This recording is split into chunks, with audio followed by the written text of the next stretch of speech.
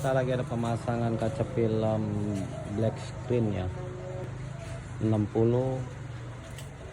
sama 80, samping-sampingnya 80 ya, di mobil Agia ya. Ini yang sudah dipasang ya.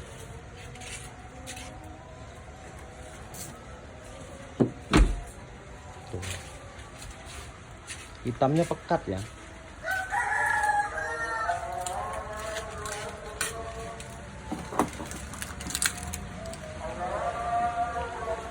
Yang ini sudah ya.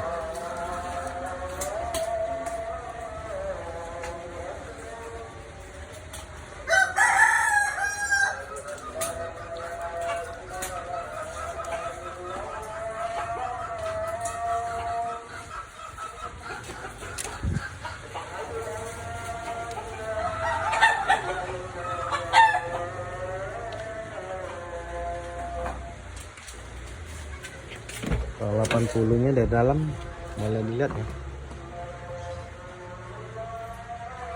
Terang. Jangan diragukan lagi kualitasnya ya. Harganya murah, kualitas bagus ya.